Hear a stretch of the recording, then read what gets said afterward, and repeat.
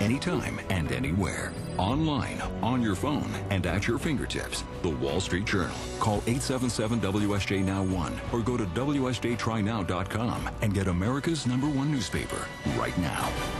Putting America in the red? General Motors is dishing out the green to unions. But are the growing demands of big labor driving business out of business? Andrew Breitbart breaks it down on Follow the Money. Tomorrow, a powerful primetime lineup kicks off with Freedom Watch, followed by Power and Money and an explosive Follow the Money.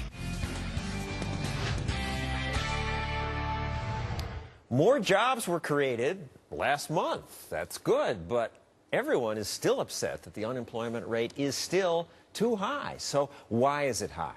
Tonight I'm talking to job creators, successful CEOs. My next guest created tens of thousands of jobs. How? And could they still do it in today's world? Joining us now is John Allison, former boss of BB&T, the 12th biggest bank in America. And Mike Whalen, CEO of Heart of America Group, which runs dozens of hotels and restaurants. So, Mike, I'll start with you. Could you do it today, what you did? You know, I don't think so, and the reason is very simple. I had to have some bankers on Main Street, small guys, who would come and look me in the eye and say, Mike, you know, maybe you don't have a lot of credit, maybe you don't have a lot of cash, but I believe in you. And that character loan is the kind of thing that you do in the beginning, that seed capital. They're almost like venture capitalists. They're almost like small-town bankers. They have to pick and choose which one is going to pay us back. They do, and it isn't an underwriting standard that can be dictated by Dodd-Frank with 55 pages. It's kind of a gut instinct. I believe in you. I think you're going to do it. And you go back to the same group of small guys out there in little towns. You're one of the once small guys. You lent money to people like him and now lend to lots of people. Could you have built the bank the way you did with today's rules? No, I was just listening to Mike talk. BB&T started as a small business bank. My first 10 years, all I did was make loans to small businesses, a lot of them farmers. It would be very difficult to do what we did then today. It was semi-venture capital thing because the government regulations are so tight, including setting credit standards, and that's very scary.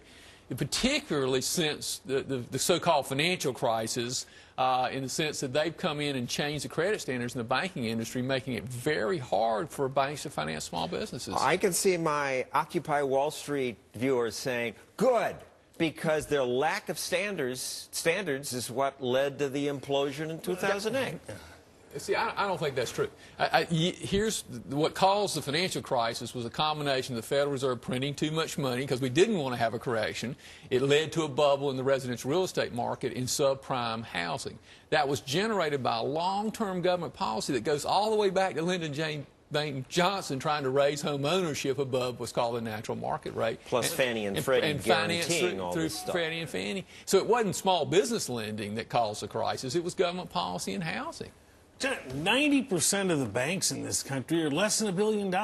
It's the small guys that have 37 employees and less than $1 billion of assets, where you go down and look the guy eye to eye, that is the ones that do it. It's a very simple process. Small banks give small loans to small young companies, and out of that group of things are the job producers. All right, and you didn't intend to be. You were at Harvard Law School. And you didn't intend to become an entrepreneur. What happened? I spent one summer as an intern in a law firm, and I said, I'm going to go crazy doing this. And my favorite toy growing up was my train set. I started a restaurant, which was just like my big train set. I get to play with it every day, and I get to pick who I played with. Right now we're building an all-green hotel that's going to have solar hot water heating and LED lighting throughout. And because it ought to, or because you're getting subsidies from the taxpayer? Because we're having a lot of fun doing it, and it's going to be a cool product when we're done. How did you become the head of a monstrously successful bank? Well, when I joined BB&T, it was a really small bank, and I worked up through the organization, really trying to develop myself, to tell you the truth. I had students asked me, did I want to be CEO and I want to make a lot of money? Well, I like being CEO and I like making a lot of money, but that was never my goal.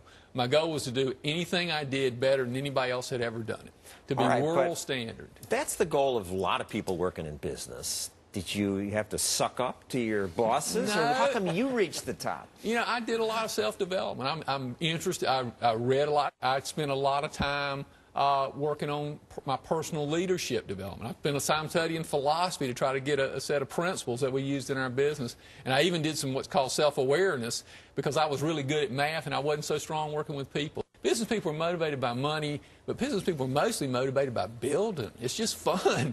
We want to create jobs. And this is something people don't understand. In a true free market, there is no real unemployment. Businesses will create jobs. It's government obstacles, one way or another.